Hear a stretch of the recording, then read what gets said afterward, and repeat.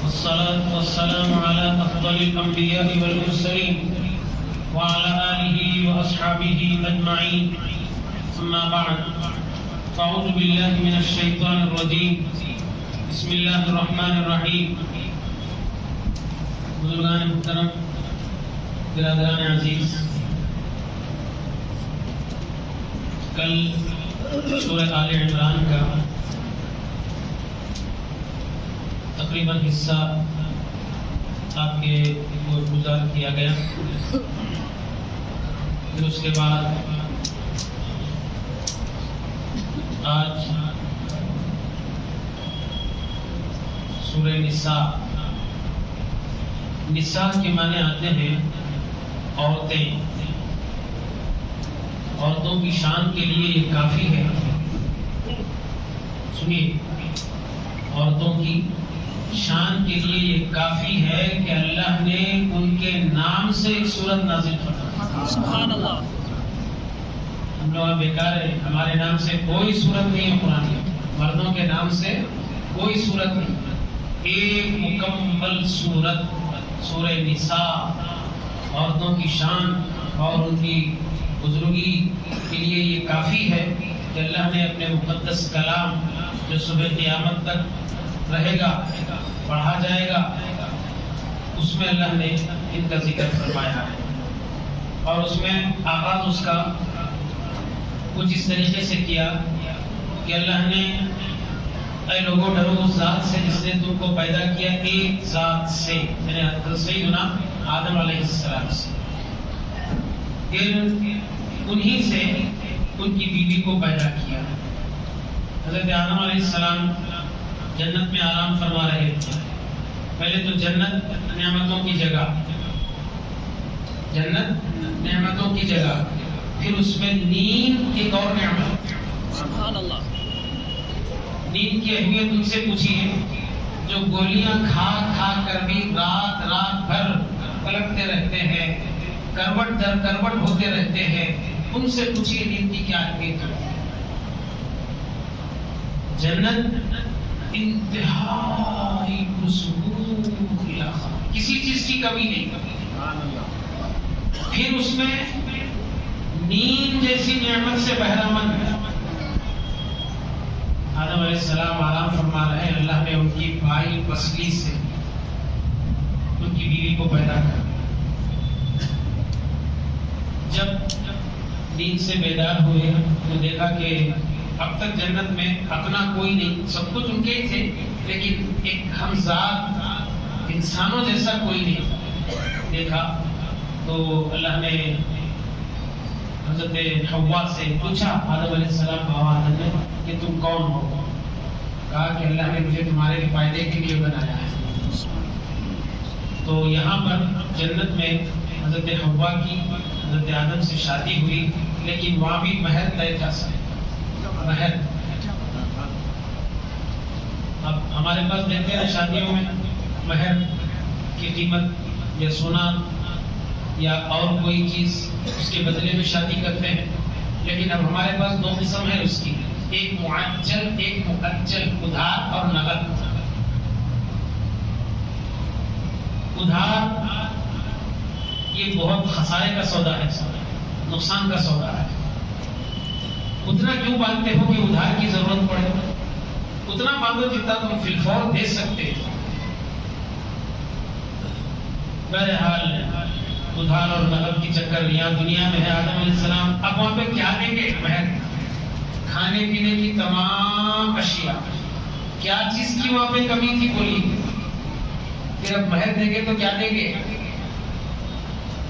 تو نبی کریم صلی اللہ علیہ وسلم پر 20 مرتبہ درود شریف پڑھو، یہ تمہارا مہر ہو جائے گا۔ سبحان اللہ۔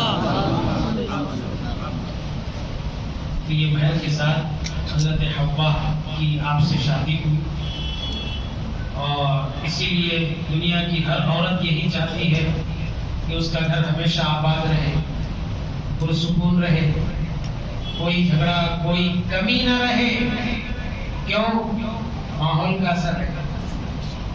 جس ماحول میں وہ پیدا ہوئی تھی وہاں کسی چیز کی کمی نہیں تھی، نعمتوں کی بھرمار تھی، سکون اور اطمینان کا بے انتہا اللہ تبارک و تعالیٰ نے ذخیرہ عطا کیا. تو حضرت حوا اور حضرت آدم ایک جان سے وخلق منہا زوجہا ان سے ان کی بیوی بنائی وبث منہما اور ان دونوں سے پھیلایا رجالا کثیرا ونساء بہت سے مرد اور بہت سی عورتیں. واتقوا اللہ یہ آیت سے ہوا. اس کے بعد پھر اس میں یتیموں کا خاص طور پہ 2-3 مرتبہ ذکر آیا ہے صاحب کہ پہلے تو یہ سمجھیے آپ یتیم کسے کہتے ہیں. یتیم کسے کہتے ہیں؟ جس کا دل سخت ہے.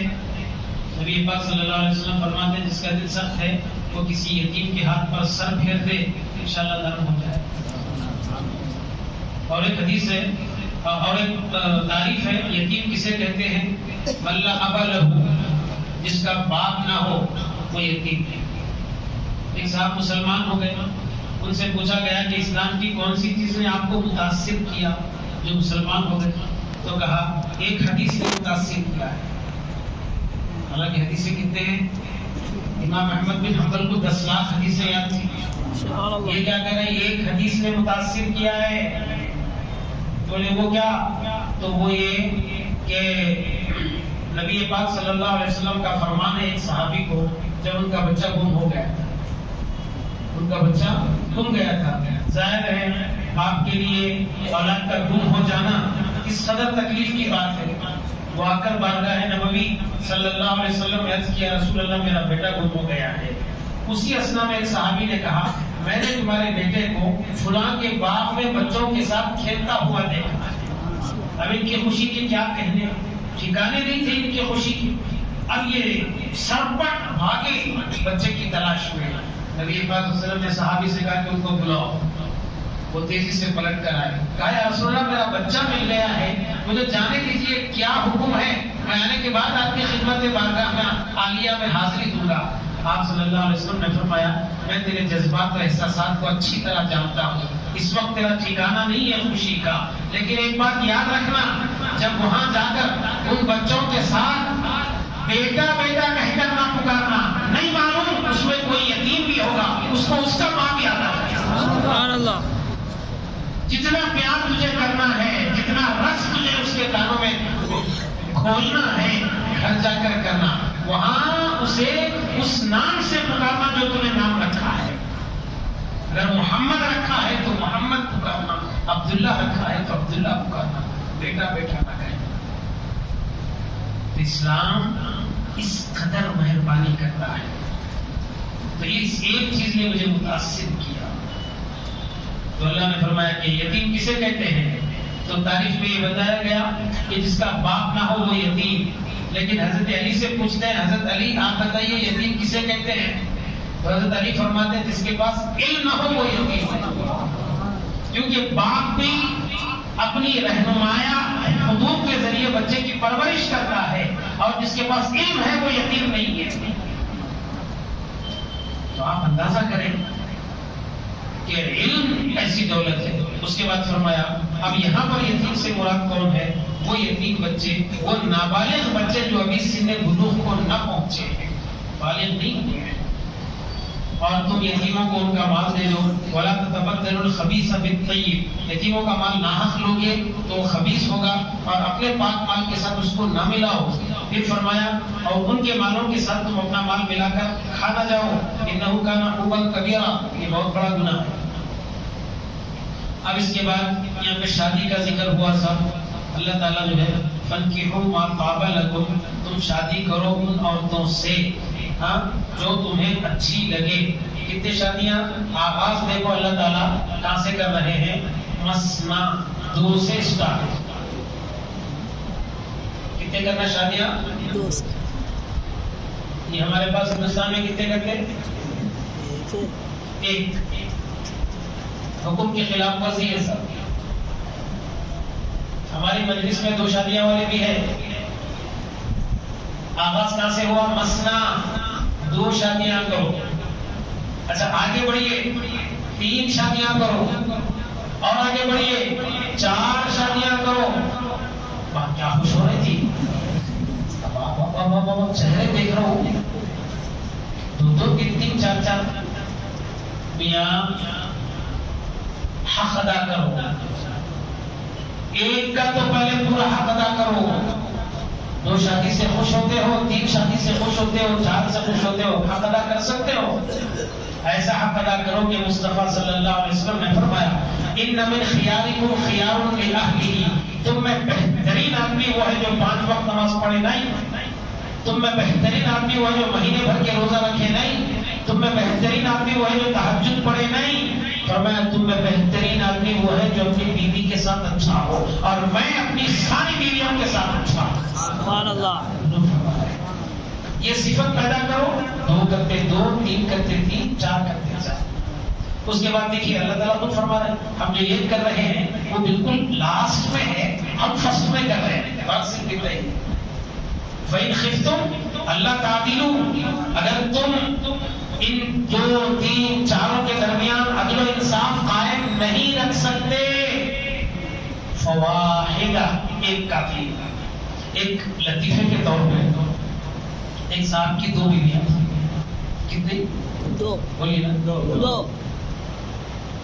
اب وہ بیچارے زندگی بھر دونوں کا حق ادا کرتے تھے. کیا کرتے تھے؟ دونوں کا حق. ان کو جو لیے جتنے پیسوں کا لیے ان کو بھی وہی چیز اتنے ہی پیسوں کا. تم خاموش سنو، ان جو آواز ہے سمجھ رہے ہیں. ان کو جو لیے ان کو بھی وہی چیز. ایک بار کیا ہوا کہ 2 تربوز لیے، تربوز، اور اس کو بولے میاں اس کو بھی آدھا کرو، اس کو بھی آدھا ادا کرو، اور اس میں کا آدھا اس میں ملاؤ، اس میں کا آدھا اس میں ملاؤ. دکان والا بولا اچھا خاصا تولے لے کے جانا تھا. اس میں کا آدھا کاٹ کے اس کو لگا دیے، اس میں کا آدھا کاٹ کے اس کو لگا دیے، یہ کئی کو کرے. تو بولے میاں بات کچھ ایسی ہے، میری 2 بیویاں ہیں، اگر ثابت میں لے کے جاتا تو ہو سکتا کسی کو اچھا ہے کسی کو خراب آئے. اسی لیے میں نے انصاف کرنے کے لیے اگر اچھا آیا ہے تو آدھا خراب اس کو بھی جائے، آدھا خراب اس کو بھی جائے. واہ، بولا بہت پریشان ہونا نہیں گیا. شروع سے یہ چھال ہے، جب بھی جو کھانا یہاں پکتا وہی کھانا وہاں پکتا. جتنی دیر میں یہاں بیٹھتا ہوں ان کے پاس بھی ان کی اپنی تعریف بہت خوش ہوا. اتفاق دیکھیے یہ حضرت کا دونوں بیویوں کا انتقال ایک ساتھ ہو گیا، اور 2 کی راہیں کھلی. بولو نہیں، دونوں بیویوں کے پھر اب 4 کا کوٹا پورا کر سکتے ہیں. خیر دونوں بیویوں کا انتقال ہوا. انتقال ہونے کے بعد اب ان کی تجہیز و تکفین، کفن دفن کا معاملہ ہے. 2 غسالوں کو بلایا، ایک نہیں 2، اور دونوں کا غسل ایک ساتھ، دیر نہیں بالکل. جب ان کا ہو رہا تو ان کا، جب ان کا ہو رہا جب ان کو کفن پہنا رہے ہیں، ایک ساتھ تھوڑی بھی تاخیر نہیں. یہاں تک انہوں نے عدل و انصاف کیا. اب جنازے نکلنے کی بات آئی، گھر بھی ایک ہی دروازہ تھا. کیا ہوا؟ گھر بھی اب ظاہر ایک کے بعد ایک نکلے گا نا. اب ان کو ناگواری نہیں، ایسا نہیں ہو سکتا. 2 جنازے ایک ساتھ نکلنا، پہلی بیوی کا بھی دوسری کے ساتھ. کیا کرنا ہے؟ چلو ادھر ایک نیا دروازہ بنائے. مزدور کو بلائے، ایک دروازہ کھولنے لگائے، چوکھٹ لگائے، دروازہ لگائے. اس کے بعد تاکید کیے لوگوں کو کہ دونوں جنازے ایک ساتھ باہر. بڑی بیوی کا پرانے دروازے سے، چھوٹی بیوی کا نئے دروازے، دونوں ایک ساتھ. خیر دفنا کیا ہے، بیچارے ظاہر ہے کتنی تکلیف ہوگی ان کو. رات میں سوئے، چھوٹی بیوی خواب میں آئی، آگے بولے کیا ہے، بہت زیادہ محبت دکھ رہی ان کو، میرے کو پرانے دروازے سے ان کو نئے دروازے سے. یہ اتنی چیز بھی برداشت نہیں کر سکتے. اس لیے حضور پاک صلی اللہ علیہ وسلم نے فرمایا ان کے ساتھ اچھا سلوک کرو، ان کے ساتھ اچھا سلوک کرو. فَإِنْ خِفْتُمْ، یہ تو یہ ہو گیا سب. اس کے بعد پھر عورتوں کے لیے اتنا حصہ، یہاں پر علم میراث کا ذکر شروع ہوا ہے. یہ ایک رکوع ہے بلکہ 2 آیتیں سمجھیے. حکیمہ اس کے بعد علیم حلیم. پورے قرآن مجید میں یہ دو آیتیں ایسی ہیں جس سے نیا علم وجود میں آتا ہے، اور وہ علم ہے صاحب علم میراث. علم میراث یعنی آدمی مر جائے تو اپنے مال کو شریعت وہ کیسے تقسیم کرے، اپنے بیوی کے درمیان، بچوں کے درمیان اور دیگر رشتہ داروں کے درمیان کون مال کا زیادہ حقدار ہے. جسے ہم نے کیا کیا، بہنوں کو محروم کر دیا، بھائیوں نے کیا کر دیا، بہنوں کو حصے سے محروم کر دیا.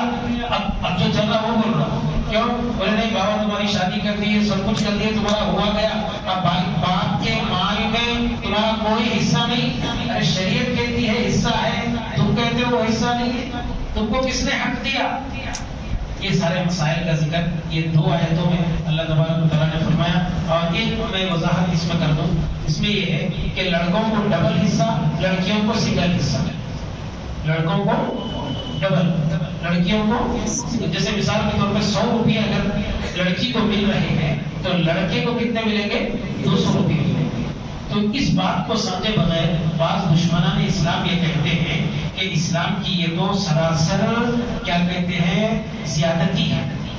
دونوں کو ایک نظر نہیں دیکھتا، اگر دیکھتا تو اس کو بھی 200 اس کو بھی 200 رکھنا تھا. لڑکی کو 100 لڑکے کو 200، یہ کہاں کا انصاف ہے. تو شریعت نے جو سوچا وہ یہ لوگ ان لوگوں نے نہیں سوچا. شریعت نے اس کو 2 حصے اس واسطے دیا کہ یہ دونوں حصے عورت ہی پر خرچ کرتا ہے. نہیں سمجھے، اس کو 200 روپئے دے کے کیا بول رہی، اب یہ تو 200 روپئے لے لے، اب کیا کرے گا وہ 200 لے کے بیوی پہ خرچ کرے گا جو کہ ایک عورت ہے، ماں پہ خرچ کرے گا ایک عورت ہے، بہن پہ خرچ کرے گا ایک عورت ہے. ارے یوں کہو شریعت نے مرد کو 2 حصے دلا کر عورتوں پر خرچ کروایا، عورتوں کو 1 حصہ دلا کر مردوں پہ خرچ نہیں کروایا بلکہ ان کے لیے جمع کر دیا. اب بتاؤ یہ کس پہ خرچ کرے گا، زیادہ جتنا لے گا اس کی بیوی ہے، بچے ہے، فلاں ہے، اللہ ان پہ خرچ کرے گا. نہ کہ وہ عورت کو جو حصہ دیا عورت کسی کو دے گی نہیں، اس کا اپنا حصہ ہے. تو شریعت کے اس نظام کو سمجھو، بیجا اعتراضات سے کچھ ہونے والا نہیں ہے. پھر اس کے بعد 5ویں پارے میں پاکیزہ عورتوں کا ذکر کیا. نہیں ایک آیت ہے بہت بڑی آیت کہ جس میں 4واں پارہ ختم ہوتا ہے. کون سی عورتیں ایسی ہیں جن سے شادی کرنا آدمی پر حرام ہے، اس کو محرمات کہتے ہیں. کہ ماں سے شادی نہیں کر سکتا، اس لیے کہ ماں 2 قسم کی ہے. ایک وہ ماں جس نے آپ کو اور ہم کو پیدا کیا، اور دوسری وہ ماں جس نے دودھ پلایا، رضاعی ماں. ان سے شادی نہیں ہو سکتی. اور اسی طریقے سے نبی کریم صلی اللہ علیہ وسلم کی ساری بیویاں یہ سارے انسانوں کی ماں ہیں. اسی لیے حضور کے پردہ فرمانے کے بعد کوئی صحابی نے کسی زوجہ نبی سے شادی نہیں کی، کیونکہ ماں ہے اور ماں سے بھلا شادی کیسے جائز ہو سکتی ہے. تو ماں سے شادی نہیں کر سکتا آدمی، اپنی بیٹی سے شادی نہیں کر سکتا، اپنی بہن سے نہیں، اپنی پھوپھی سے نہیں، اپنی خالہ سے نہیں، اور بھائی کی بیٹی سے نہیں، اور اسی طریقے سے بہن کی بیٹی سے نہیں، اور ان ماؤں سے نہیں جنہوں نے تم کو دودھ پلایا. اور اسی طریقے سے ماں دودھ پلایا اور بیوی کی ماں سے بھی نہیں کر سکتا، کیونکہ وہ جو رشتہ ہے بیوی کی وجہ سے وہ ساس بنی ہے، بیوی کی وجہ سے وہ حرام ہو چکی ہے. اچھا اس کے بعد پھر فرمایا بیٹے کی بیویاں یعنی بہو ان سے بھی شادی نہیں کر سکتا، اور یہ 2 بہنوں سے ایک ساتھ شادی نہیں کر سکتا. ایک بہن کے انتقال کے بعد یا طلاق کے بعد کر سکتا ہے. ہاں 2 الگ الگ عورتوں سے شادی کر سکتا ہے. ایسی 2 عورتوں کو جمع نہیں کرے گا جو آپس میں خونی اعتبار سے وہ بہنیں ہیں، ان سے بھی شادی نہیں کرے گا. اس پر 4واں پارہ ہمارا ختم ہو گیا. اس کے بعد پاک عورتوں کا ذکر کیا. تم اگر طول حرہ یعنی آزاد عورت کا نفقہ دے سکتے ہو تو تم سب سے پہلے شادی کرو. نبی پاک صلی اللہ علیہ وسلم نے بھی شادی کی طرف بہت زیادہ ترغیب دی گناہوں سے بچانے کے خاطر. فرمایا من استطاع منکم الباءۃ فلیتزوج. تمہیں سے جو کوئی عورتوں کے حقوق ادا کرنے کی طاقت رکھتا ہے. عورتوں کے 2 حقوق ہیں، ایک مالی حق ہے، ایک مادی حق ہے. پیسوں سے بھی ان کا حق ہونا، جسمانی اعتبار سے بھی ان کا حق ادا کر سکتا ہے۔ فَلْيَتَزَوَّجْ، چاہیے کہ وہ شادی کرے، کیوں؟ فَإِنَّهُ أَغَضُّ لِلْبَصَرِ، اس سے اس کے نگاہ کی بھی حفاظت ہوگی، شرمگاہ کی بھی حفاظت ہوگی۔ اور ایک حدیث میں فرمایا جو کوئی مجھے دو جبڑوں کے درمیان اور دو پیروں کے درمیان ہے اس کی ضمانت دے دے گا، میں جنت کی ضمانت دے دوں گا، زبان کی اور شرمگاہ کی۔ بہرحال یہ پھر اس کے بعد فرمایا کہ مردوں کو اللہ تبارک و تعالیٰ نے گھروں کا انتظام کرنے والے بنایا ہے، عورتوں کے لیے قوامون علی النساء، پورے انتظامات کرنے والے بنایا ہے مردوں کو عورتوں پر، اور اللہ نے ان کو فضیلت دی ہے کہ وہ اپنے مالوں میں سے خرچ کریں۔ پاک عورتیں وہ ہوتی ہیں جو صالحات ہوتی ہیں، قانتات یعنی نیکوکار ہوتی ہیں، اور غائب و شہود میں اللہ نے ان کی عصمت کی حفاظت کی ان کو ذمہ داری دی ہے، شوہر کی موجودگی میں بھی شوہر کی غیر موجودگی میں بھی اپنی وہ حفاظت کریں۔ عورتوں کو سدھارنے کے، اگر وہ نافرمان ہو گئے ہیں تو ان کو سمجھاؤ بجھاؤ، اور زیادہ سے زیادہ ان سے دوری اس معنی میں اختیار کر سکتے ہیں کہ تم اپنا بستر الگ کر لو، اور یہ طریقوں سے اللہ تبارک و تعالیٰ نے ان کو سمجھانے کے طریقے اور ان کو درست راہ پر لانے کے طریقے بتایا۔ پھر اس کے بعد والدین کے ساتھ حسن سلوک، قریبی رشتہ داروں کے ساتھ، یتیم مسکین اور پڑوسیوں کے ساتھ۔ پڑوسی کی بات جہاں تک آئی ہے، یہ قریبی رشتہ دار وغیرہ تو ہے ہی، لیکن پڑوسی کے بارے میں حضور نے یہاں تک ارشاد فرمایا کہ مجھے شک ہو گیا کہ جبریل اتنی مرتبہ مجھے پڑوسی کے بارے میں فرمائے ہیں، اتنے مرتبہ فرمائے ہیں کہ مجھے شک ہو گیا کہ اب اس کو پڑوسی کو جائیداد میں بھی حصہ دلائیں گے، اتنا۔ اور یہاں تک حضور نے فرمایا جب تم اپنے گھر میں سالن بناؤ، گوشت کا سالن بناؤ تو تھوڑا پانی زیادہ ڈال دینا، اور اطراف و اکناف کے گھروں میں تمہاری گوشت کی خوشبو پہنچنا نہیں چاہیے۔ نہیں معلوم ان کے گھروں میں کب سے گوشت نہیں پکا ہوا ہوگا، تو تمہارے گوشت کی وجہ سے ان کو تکلیف ہوگی، تھوڑا سالن زیادہ کر لینا تاکہ ان کو دینے میں آسانی ہو سکے۔ خیر بہت سے اس کے حقوق ہیں، انشاءاللہ پھر کسی وقت ہم آپ کو وہ بیان کریں گے۔ اس کے بعد صاحب دوزخیوں کا یہاں پر کچھ اس طریقے سے ذکر ہوا کہ جو لوگ ہماری آیتوں کو انکار کرتے ہیں ہم ان کو عنقریب کھینچ کر دوزخ کی طرف لے جائیں گے، اور ان کے جسموں کو، ان کی کھال ادھیڑیں گے، اور ان کی کھال جیسے بکرے کی کھال کھینچ لیتے ہیں اس طرح آدمی کی کھال کھینچیں گے۔ تو اب یہ ہوگا کہ کھال کھینچ دیے تو جو تکلیف تھی وہ کھال کے ساتھ ختم ہو گئی؟ نہیں، ادھر سے کھال کھینچے ادھر سے نئی کھال آنا شروع ہو جائے۔ کلما نضجت جلودہم، جب کبھی بھی ان کی جلدیں پگھل جائے گی، بدلناہم، ہم چینج کریں گے، جلودن غیرہا، دوسرے چمڑوں کو، لیذوقوا العذاب، تاکہ وہ عذاب کا مزہ خوب چکھے۔ پھر اس کے بعد قرآن مجید کی عادت ہے جیسے ہی دوزخیوں کا ذکر ہوتا ہے جنتیوں کا ذکر کرتا ہے، والذین آمنوا وعملوا الصالحات، جو لوگ ایمان لائے اور اچھے کام کرتے رہے ہم ان کو داخل کریں گے ایسے باغات میں جس میں وہ ہمیشہ رہیں گے، اور اس کے نیچے نہریں باری ہوگی، ان کے لیے پاکیزہ بیویاں ہوگی، اور ان کو ہم سائے دار جنت میں داخل کریں گے۔ جنت 8 قسموں کی ہے، ایک ہی قسم کی نہیں ہے، سائے والی ہے، وہ فلاں ہے، وہ فلاں ہے۔ پھر امانت کے بارے میں یہاں پر فرمایا صاحب، امانت بولے تو صرف کوئی سونے چاندی کی تھیلی یا پیسوں کی تھیلی ہی نہیں ہوتی صاحب، بات بھی امانت ہے۔ 4 لوگوں کے ساتھ کوئی مجلس میں بات چیت ہوئی تو یہ چاروں ذمہ دار ہے کہ 5ویں کو نہ پہنچانا، یہ امانت ہے، یہ بھی امانت ہے، وہ بھی اسی طرح ڈاکٹر کے پاس مریض جا کر جو اپنے مرض کی شکایت کرتا ہے، ڈاکٹر کا یہ کام ہے کہ اس کو چھپائے اور لوگوں کے سامنے نہ بولے۔ اور اس میں مردوں سے زیادہ عورتوں کو تاکید کرنے کی ضرورت ہے کیونکہ ان کے پیٹ میں کوئی بات نہیں رہتی۔ پھر اس کے بعد یہاں پر ایک بات، وَمَا أَرْسَلْنَا مِن رَّسُولٍ إِلَّا لِيُطَاعَ بِإِذْنِ اللَّهِ، ہم نے تمہارے درمیان رسول کو اس واسطے بھیجا تاکہ تم ان کی اطاعت و فرمانبرداری کرو، یہ نہیں کہ تم ان کی نافرمانی کرو۔ ہاں جب کبھی بھی وہ اپنے آپ پر ظلم کرتے ہیں تو اے حبیب وہ آپ کے پاس آتے ہیں، یہ آیت سے علماء کرام فرماتے ہیں جاؤ کا، وہ آپ کے پاس آئیں گے، اس سے مراد مدینہ جانا قرآن سے ثابت ہے۔ آپ کے پاس آئیں گے تو حضور کہاں ہے؟ مدینہ منورہ میں۔ تو جہاں آپ کے پاس آئیں گے، آ کر کیا کہیں گے؟ فاستغفر اللہ، حضور کے پاس آئیں گے، اللہ سے مغفرت مانگیں گے۔ تو یہاں آنے کی کیا ضرورت تھی؟ یہ کام پہلے بھی تو کر سکتے تھے۔